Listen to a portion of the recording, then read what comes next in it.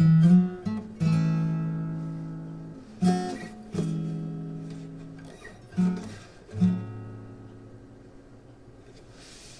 it is. Those were smooth chords.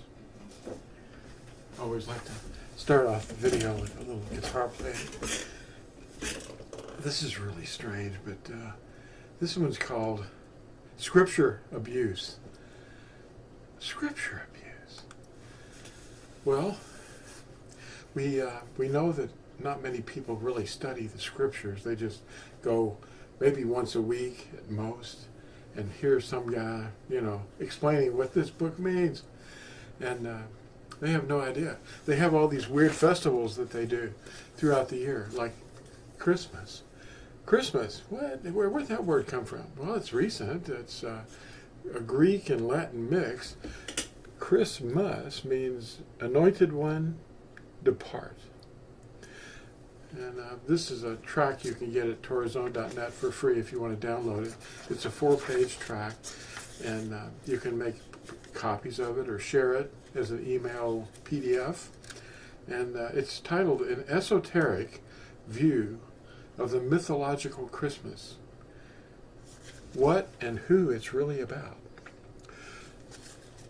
You need to know this. This is that time of year we're recording this. It's just a few days before this event, and it's really not about who you think it is.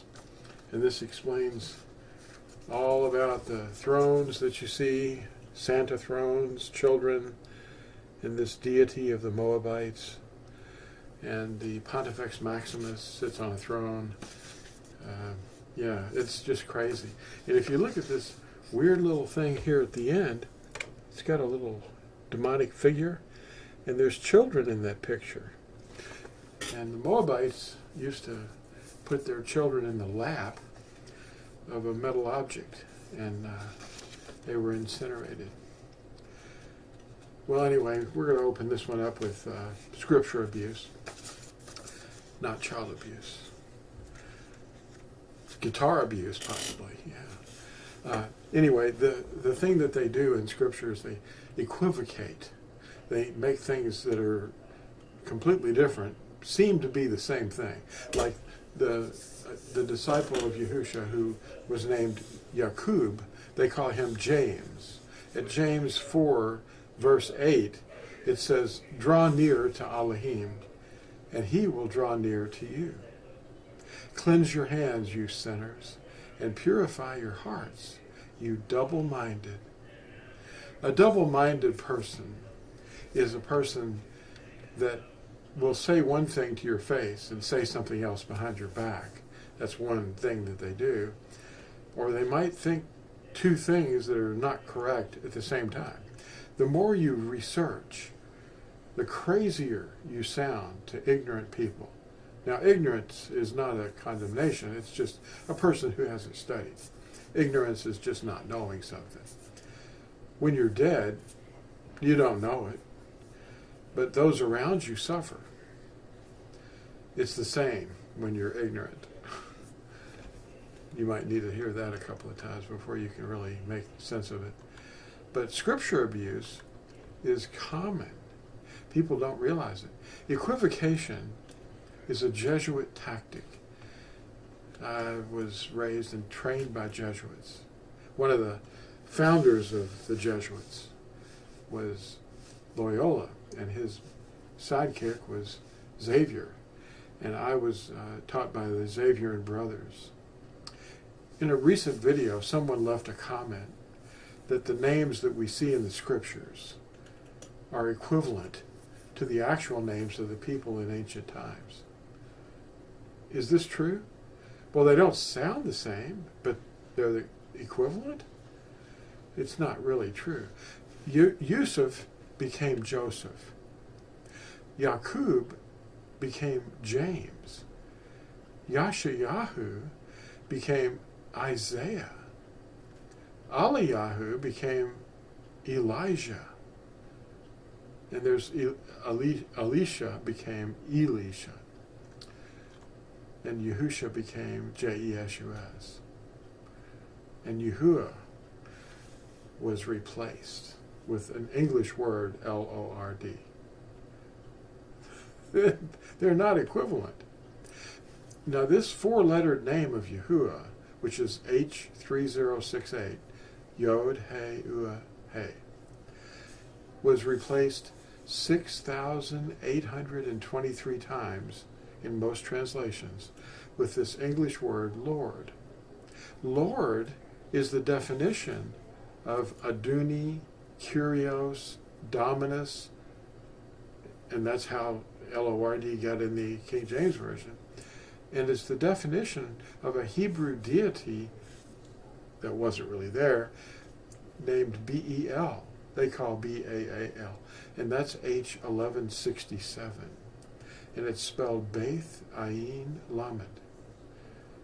And the prophet that we just talked about, Eliyahu, he had a showdown at Mount Carmel with the priests of Bel. And they all screamed at the end that Yahuwah, he is Elohim. Yahuwah, he is Elohim. Now, is that equivalent with Bel? I don't think so. Yahuwah gave us his 10 Commandments. And at Shemoth, or Exodus, that's a Greek word, chapter 20, verse 7, the third commandment is, you do not cast the name of Yahuwah, your Elohim, to ruin. Did they do that? Absolutely. And the footnotes justify it. Yashayahu, they call Isaiah, 42, verse 8 says, I am Yahuwah. That is my name. And I do not give my esteem to another, nor my praise to idols. In no place did Yahuwah tell us that we can consider the names he inspired in his perfect word to be equivalent to the names that we're being programmed with today by false teachers. They are false teachers because they teach falsehoods. Just check the interlinears. And you can do that today on your cell phone if you just go to an interlinear scripture translation. Any verse, any chapter, you can see the interlinear and the Hebrew and how they molested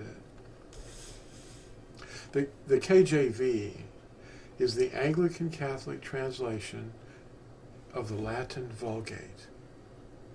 Now the Latin Vulgate is Catholic, and it uses IESV in place of Yahusha, our deliverer. Now this form that it evolved into, JESUS, was never seen or heard anywhere on earth until the 17th century, and never appeared in the King James Version until several revisions later in that century. I repeat a question.